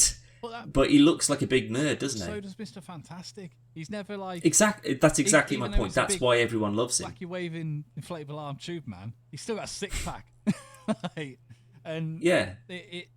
I like Pedro Pascal, but he's not. And I know I said the same thing for Joel for The Last of Us. He ain't Joel. And then it turned out he was all right. It wasn't too bad. But he also doesn't say that much. Like, in the grand scheme of things, he doesn't do that much talking in the show. It doesn't in the game either. It's all Ellie's the source of the story. But I can't see him being Miss Fantastic. I'm hoping that this is just it's just a rumour. Yeah, but if they go, actually, we want him to be Ben Grimm because he can just be Ben, so he can just be normal Pedro Pascal face for like 20 minutes, and then he gets turned into the Thing, and then he can just voice the Thing. I'd be okay with that. Maybe. There's got to be someone. Who would you cast as the Thing? It doesn't matter. Because like they had fucking Jamie Bell in the last one. It doesn't matter. Voice-wise and everything. Michael Chiklis? That's exactly what I was going to say. He's kind of perfect, though. He's so good. Don't get me wrong. Their version of the Thing wasn't very good. But I think he's such a good Ben. He's got a great voice. And I buy him as the Thing. Yeah. And even if you don't... so you know what they did with like Lou Ferrigno, where he didn't come back to do any of like the MCU Bruce Banner stuff. But he was at security and stuff like that. No, but he voices the Hulk. Sorry, yeah. So if you went, we can get someone, anyone, doesn't matter again, if you're going to thing him up pretty much instantly. Because again, that's what the MCU seems to be doing with these. Like, unless it's then origin film. Like when Spider-Man turns up, it's like, I'm Spider-Man, that's it. Yeah. Like you just, and again, by this point you go, you know who the Fantastic Four are? Like all we do is we'll send them straight into space, they go into the negative zone, they go into space, there's an explosion, there's a thing, there's a whatever, and then there you go, and now we can carry on with the film. So you wouldn't even need to have someone who's just Ben normally for very long, and then you get, your new thing. And again, they'd CG it because they have to. Look at Korg. Korg looks kind of great, and he's just a big rock monster. Same thing, colour him orange. Bang, there you go. All they got to do is just change the hue and be like, there you go, there's your thing. Yeah. And then you can get Chiklis to do the voice, and I think he'd be great. I think it's a... Or Tom Waits. That's not a bad idea. Harry Styles. He's got enough on his plate at the moment. But it makes sense, though, because you've got... You just get Taika Waititi to do it, and they do just use Korg. It's not even the Thing anymore. No, he's doing too much as is at the moment as well. He's doing a Star Wars movie. Oh dear. And and I saw a thing today that he outright says Star Wars fans are going to hate it. Cool. So I'm looking forward to that one. But I want a Thing versus the Hulk. That's all I want. Not as a whole movie. Not a whole movie. Yeah, but they've already established the Hulk as being like insanely strong. But isn't the Thing supposed to have an almost equal level of strength? They always come very close, but they never. Like Hulk always wins. Well, he will do because he'll get angrier and angrier. Although, to be fair, that's not really something we've seen of this Hulk. Like, when the more angry he gets, the stronger he gets. Because he should, because I was watching Infinity War the other day. Because the other day I just did Avengers, Ultron, Civil War, Infinity War, and then it was like 2 a.m. I was like, I cannot start Endgame and finish at like 5 a.m. for this. But when he jumps Thanos and he's battering him, and then Thanos just flips it on him straight away, and then he just knocks him out in 10 seconds. Like, if that was like normal, actual, proper rage Hulk, like, as soon as he started to get the shit kicked out of him, he should have been getting angry and therefore getting stronger. Football drama. He gets beat in the movies. So yeah, that's true. He hasn't. I mean, to be fair, he'd just been blown up and dropped through a building, and then he gets hit as hard as that Hulkbuster can. Like, he was flying through the air, and then hits him with an arm that does like an extra oomph punch, and like he could turn because he's just like completely stunned. Like, wait, what the fuck's going on? And then he just gets absolutely clocked with that thing. Well, they've never shown that aspect of it to go like, even the line, like the closest we've got to the like, they make me angry, you'll like me when I'm angry, blah blah blah. Closest you get to that is in First Avengers with. He's like, I'm always angry. What's your secret? He's like, I'm always angry. But he's, especially now, he's Smart Hulk now. So he hasn't even got that aspect of it. So I don't know. I've got a feeling the Thing would batter him for a fair bit, and then Banner just go, well, all this time I've been pulling my punches. And he takes his glasses off and then knocks him out in one hit, I reckon. Plus, technically, he's made of rock, isn't he, the Thing? So yeah. You just crumble him up. Like, yeah, you could just smash him. Hulk smash him. But yeah, as far as I'm aware, the Thing is yet to beat him. Come close numerous times. And I think the last one is at the Thing's wedding. I'm sure that's one of the last ones in the comics. And Hulk lets him win because it's the wedding. It's his special day. Yeah. Something like that. I could be mistaken there. Right. But I think again, visually it'll be good, and you'd be smart, even if it's not who we want for casting. You just need to pick someone that's in it for the long run, that's happy to do the lines, because you need to do that first opening bit where you go, this is Ben. He hasn't always been a big rock monster. Now he's a rock monster, and we never have to see the other guy ever again. So. But that's why if you get someone who's super famous, it would be in their contract. Like, no. Well, at least 3 times in the movie, he needs to be like full him. You need to see who he is. Oh, Vin Diesel. His voice. Yeah, but he also. Yeah, but he comes in and he does all of his lines in 10 minutes. I suppose, yeah, he's only been there once. and that isn't based on him. That's not Vin Diesel turned into a tree. It's always been a tree. And then they come in and go, right, here's a list of like different emotions that we want you to say I am Groot in. Yeah. Do that, and we'll just place it. Like, he could have already recorded 50 years worth of lines for Groot. Yeah. Because it'll never be a real person. It'll never be a puppet. It'll just be him doing voiceover work. That's true. Which means that they can pay him $1 million and kick him out the building in half an hour. Paid pretty much the same as everyone else, didn't he? Which is an outrageous fucking thing. Bradley Cooper as well, though. Like, I think for the first film, Bradley Cooper was there and did the lines on set with everyone else because he's in the behind the scenes stuff. But Vin Diesel isn't. But again, you don't need him there. You don't need to. I know I'm not Vin Diesel, and I've got all the time in the world compared to him. But no. But that's the thing. He could have been like, I'm doing another XXX movie. Like, I want to. I'd rather be there. I'll come in. like eating a sandwich and just go, I am Groot, I am Groot, I am Groot, I am Groot. Okay, wrap. Thanks everyone. And that could be it. You could just go home then. I wouldn't even do that. I'd just go, I. Also, don't forget that these films, they take 6 months, 8 months, 9 months, a year to film. Would you want to commit to doing all of that to say literally nothing and not be in it at all? No, me, yeah. Just because it's showing up on set and seeing all this stuff happening. Vin Diesel probably not, because again. But maybe if you things. wanted to enjoy the film though, you wouldn't you'd ruin it if you sat behind the scenes, you saw exactly how everything was planning out. Suppose like the beauty of Vin Diesel is because it's already filmed. He doesn't know what's happening. So he could just go in, looking at it, yeah. record all of his things, then he could go and watch it and go, oh wow, this is cool, and you wouldn't have any prior knowledge as to. You wouldn't even need to see a script. Do you know what I mean? Well, you don't, because you only say 3 different words except for exactly the last one. But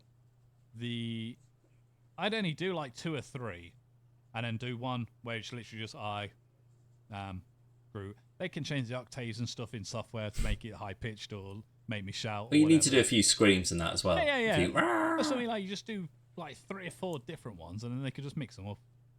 That's it. Job done. Easy peasy. Yeah. Because they've gone on, and I'm sure I've read somewhere where Vin Diesel said like they did like 900 different ways of saying it. No, you fucking didn't. You don't say 900 different things in anything you do. Like, yeah, it's always just the same. Like, that's it. Like, oh, it's another Fast and Furious movie. Yeah. Job done. Family. But yeah. Anyway, I think we'll leave it there, mate, because we're coming up to the 2-hour mark, and I've talked about Vin Diesel far too much for my liking.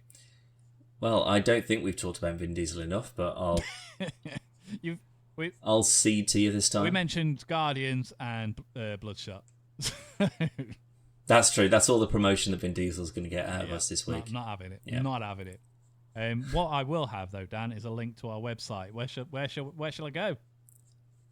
Probably look at the bottom of the screen, but it'll be www.podcastversusplayer.com. Excellent. And on there, I don't know if you know this, Dan, but you can see podcasts, you can see Let's Plays, you can see game shows, you can see loads of other stuff, including this very episode that we're doing now. And indeed, we'll see you, as long as you're going to come back, Dan. We'll see you on the next one. Well, after doing 244 of these, or whatever it was. 55, this is. Christ. 255. Yeah, I think I'm in too deep now. Yeah, there's no backing out of it. So we'll see you on the next one, and we'll see you on the next one. The end of it. Goodbye. Bye.